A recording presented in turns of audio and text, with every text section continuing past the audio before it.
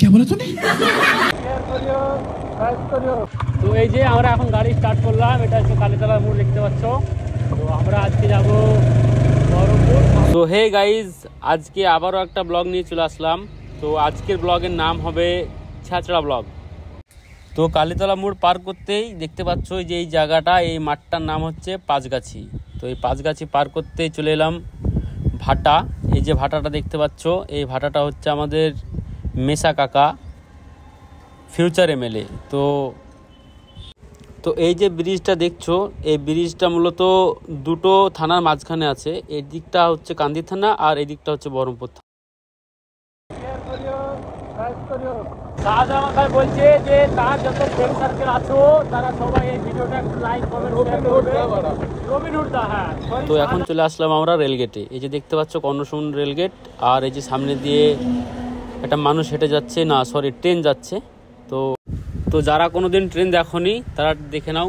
সবাই অপেক্ষায় আছে যে কখন রেলগেটটা ওপেন হবে আর কে আগে যেতে পারে।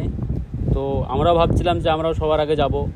তো দেখলাম যে না, অনেক ভিড়াভিড়ি হচ্ছে। তো স্কুলের বাচ্চা তারা আগে যাক। পরে আমরা চলে আসলাম চাঁদপাড়া পেট্রোল পাম্প। তো এখানে এসে দেখি পেট্রোল পাম্পের অবস্থা খুবই খারাপ, পেট্রোল পাম্পে কাজ চলছিল।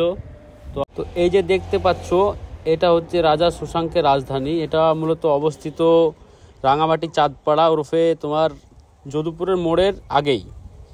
তো এখানে শোনা যায় যে আগে রাজাদের বাড়ি ছিল। এখানে সোনাদানা অনেক কিছুই পাওয়া গিয়েছে, এখন সরকারের আন্ডারে আছে এটা। তো এই যে ইলেকট্রিক পোল দেখতে পাচ্ছে, পোলটা অ্যাকচুয়ালি অনেক উঁচু। অনেক দূর থেকে ভিডিওটা করেছি, যারা এই রাস্তা দিয়ে গিয়েছে তারা অবশ্যই দেখতে পাবে। তো অনেক উঁচু, খুব সুন্দর লাগে। তো পার করতে দেখছি একটা মহিষের গাড়ি।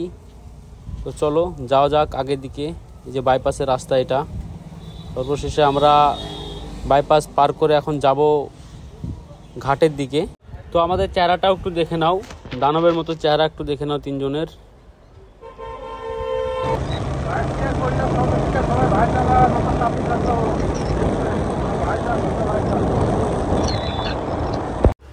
এই মন্দিরটা পার করলাম। এই যে মন্দিরটা পার করার পরে এখন একটু আগেই রাস্তা আছে ঘাটের। তো দেখলাম যে সামনের যে রাস্তাটা ছিল ওটা বন্ধ আছে, রাস্তাটা নতুন ঢালাই হচ্ছিল। তো সেক্ষেত্রে আমাদেরকে আগে দিয়ে সামনে দিয়ে ঘুরতে হলো। তো চলো যাই হোক, এই যে এটা ঘাটের রাস্তা। এদিক দিয়ে এই ঘাটটা দিয়ে তুমি সোজা যে কলেজ ঘাটে উঠতে পারো। তো দেখতে থাকো। এই যে এই বাচ্চাটা একটু হলে তো আমাদের মেরেই দিত। তো যাই হোক, বাচ্চা ছেলে কি আর বলা যায়, হতেই পারে। তো এদেরকে স্কিপ করে আমরা এখন এগিয়ে যাব ঘাটের দিকে। তো দেখো ঘাটে কি হয়। যে এটা হচ্ছে ঘাটের রাস্তা।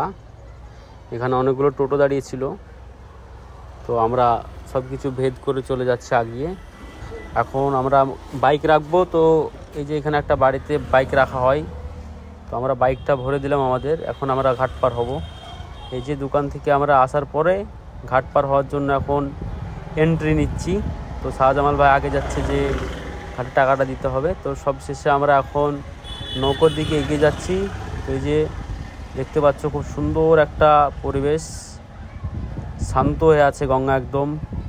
তো যাই হোক দেখো, এরপর আমরা ভাই আমি বললাম যে বাইকে যাব। তো শাহজামাল ভাই বলছে না বাইকে যাও না, যদি পুলিশে ধরে তো আমার সালার গাড়ি, যেহেতু আমার পেপার নেই, হেলমেট নেই, তিনজন কীভাবে যাব। তো সেই কারণে নাম থেকে টোটোতে চাপতে হলো। দেখো তো আমরা কলেজ ঘাটটা পার করে এবার যাব এই দিক দিয়ে রাইটে। তো রাইটে যেতে দেখি জেলখানা। এখানে নাকি যারা জীবন যুদ্ধে হেরে যায় তাদেরকে এখানে রাখা হয়। তো যারা জীবন যুদ্ধে হারা মানুষ তারা এখানে থাকে। তো এখন আমরা যাব পৌরসভা। চলো। তো আমরা পৌরসভা আসার কারণ মহব্বতের একটা ভাগ্নের বার্থ সার্টিফিকেট ডুপ্লিসিটি করে জমা দিয়েছিল। তো এখন সে যাবে ওটা আনতে। ভিতরে গিয়ে দেখলাম একটা ম্যাডাম আছে। তো ম্যাডামের সঙ্গে কথা বলার পরে ম্যাডাম ওটা দিয়ে দেয়। তো সার্টিফিকেটটা পাওয়ার পরে খুবই খুশি। তো আমরা চলে আসলাম বাস স্ট্যান্ড। আমরা খাওয়া দাওয়া করার পরে এখন ভাবলাম যে এক্সপ্রেসে ঢুকবো। শীতের কিছু কেনাকাটা বাকি ছিল, তাই আসলাম এক্সপ্রেসে কিছু কেনার জন্য। তো চলো দেখি কি পছন্দ হয় আর কি নিই, সাথে থাকো। এই যে মলের ভিতর এটা অ্যাকচুয়ালি পুরো লেডিস, উপরে দোতলায় সব কিছু লেডিসদেরই থাকে। আজকের ভিডিও এই পর্যন্তই। ভিডিওটা ভালো লাগলে লাইক কমেন্ট শেয়ার করে পাশে থাকবেন। ধন্যবাদ।